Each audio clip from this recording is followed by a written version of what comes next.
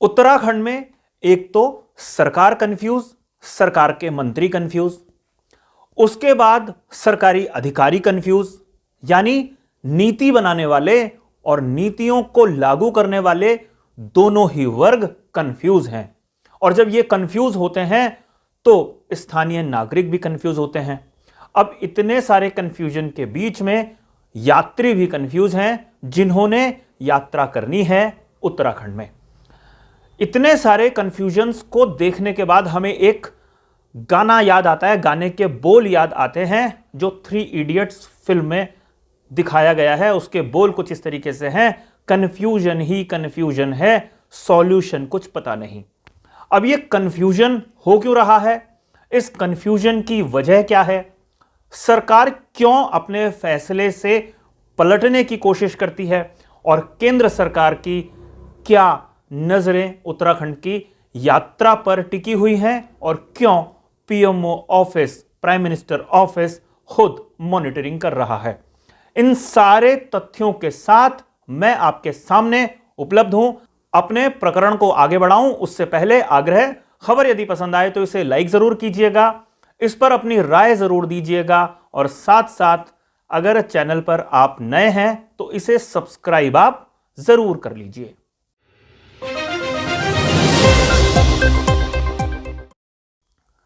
नमस्कार, मैं हूं मनमोहन भट्ट। उत्तराखंड की विश्व प्रसिद्ध चारधाम यात्रा अगले 1 महीने में शुरू हो जाएगी, लेकिन कंफ्यूजन इस हद तक है कि अभी यह तय नहीं हो पा रहा है कि यात्रियों की संख्या सीमित रखी जानी है या यात्रियों को खुली छूट दी जानी चाहिए। अब ये 2 अलग अलग बातें हैं। खुली छूट अगर दी जाती है तो सरकार परेशान होती है, स्थानीय व्यापारी को फायदा होता है, और अगर संख्या को सीमित कर दिया जाता है तो सरकार को कुछ राहत हो सकती है, स्थानीय व्यापारी थोड़ा परेशान हो सकता है। और इसी गुत्थम के बीच में तय नहीं हो पा रहा है कि यात्रा का अंदाज इस बार क्या होगा। यात्रा के बारे में कुछ बेसिक जानकारी आपको बताऊं।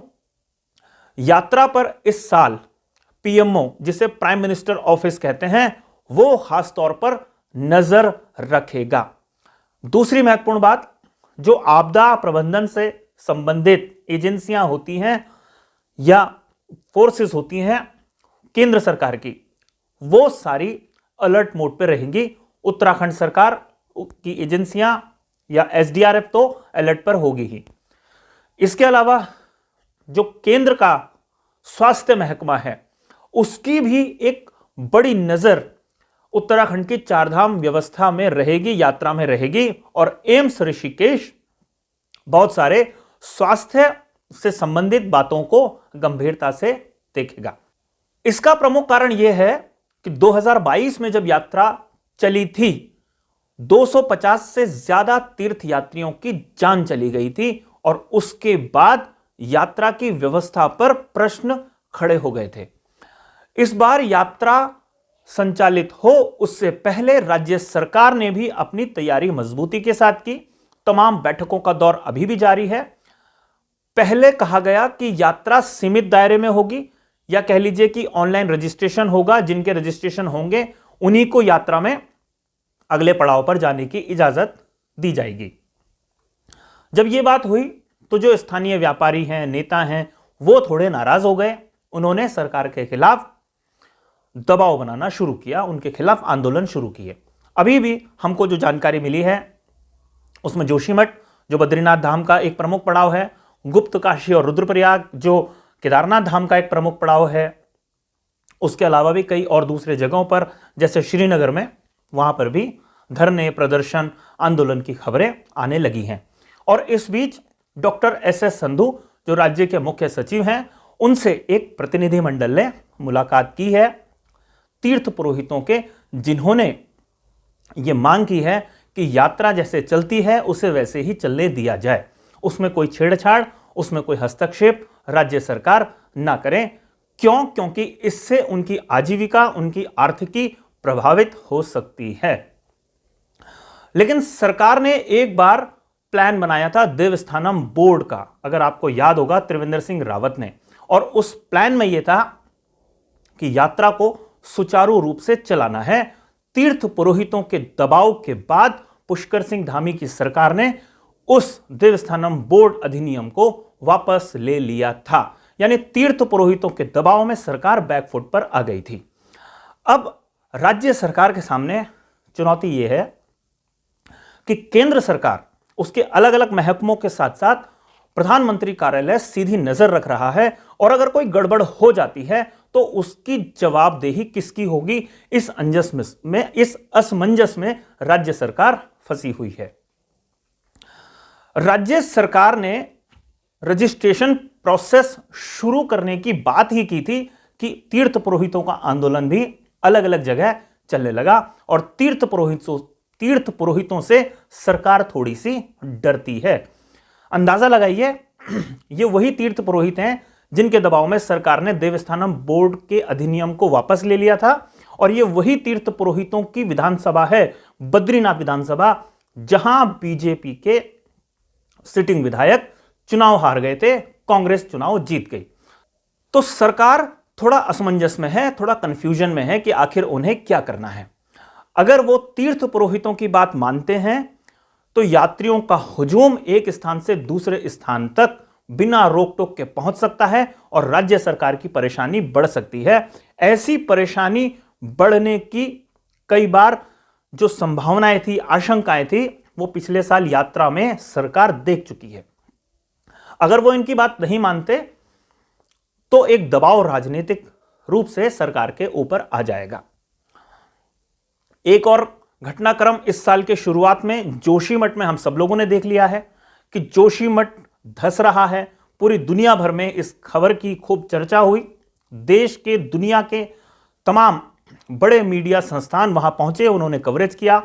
तमाम देशों के, दुनिया के जो साइंटिस्ट हैं, उन्होंने जोशीमठ की घटना का बहुत बारीकी से अध्ययन किया, और एक आकलन यह बताया गया कि जोशीमठ से बद्रीनाथ का जो हाईवे जाता है वो भारी दबाव में है। अगर 1 लाख गाड़ियां यहां से गुजर जाएंगी तो समस्या खड़ी हो सकती है जोशीमठ के लिए।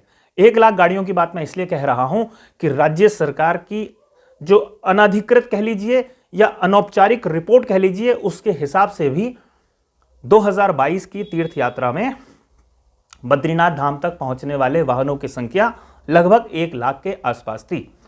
जब बद्रीनाथ यात्रा को सीमित करने की बात या बयान आया था तो जोशीमठ में भी हंगामा खड़ा हो गया था, और जोशीमठ के व्यापारी और तीर्थ पुरोहितों ने खासा विरोध किया था। उसके बाद सरकार ने कहा कि नहीं, यात्रा पहले की तरह ही चलती रहेगी। यानी एक असमंजस, एक कंफ्यूजन की स्थिति बनी हुई है। अब ये कंफ्यूजन की स्थिति से कैसे पार पाया जा सकता है, यह देखना काफी महत्वपूर्ण है। मशक्कत सरकार को, सरकार के अधिकारियों को ही करनी है, क्योंकि किसी भी स्थिति में जवाब उन्हीं को देना है। अब देखना यह है कि क्या बीच बचाव का रास्ता निकाला जाता है, कैसे जो समस्या खड़ी हुई है, जो कंफ्यूजन खड़ा हुआ है, उसका समाधान या सॉल्यूशन निकाला जाता है। वैसे अगर प्रधानमंत्री कार्यालय सीधा दखल दे रहा होगा तो एक फुल प्रूफ प्लान बनाया जाएगा, और उस प्लान से शायद सरकार कोई छेड़छाड़ नहीं कर पाएगी। देखना यह होगा कि वो प्लान क्या होगा। जो पिछले साल लोगों की जान, तीर्थयात्रियों की जान गई थी यात्रा में, वो कितना कंट्रोल हो पाएगा। स्वास्थ्य विभाग केंद्र का जो अलर्ट मोड पर रहेगा, वो क्या क्या सुविधाएं दे पाएगा, और यात्रा कैसे चल पाएगी, इसका सब लोग इंतजार कर रहे हैं। साथियों, फिलहाल के लिए इतना ही। अगली रिपोर्ट में आपसे फिर मुलाकात होगी, लेकिन आग्रह है हर बार की तरह, खबर पसंद आई हो तो लाइक जरूर करें और राय जरूर दीजिए कि यात्रा किस तरीके से होनी चाहिए ताकि परेशानी किसी को भी ना हो। और चैनल पर अगर आप नए आए हैं तो कृपया इसे सब्सक्राइब आप जरूर कर लीजिए। नमस्कार।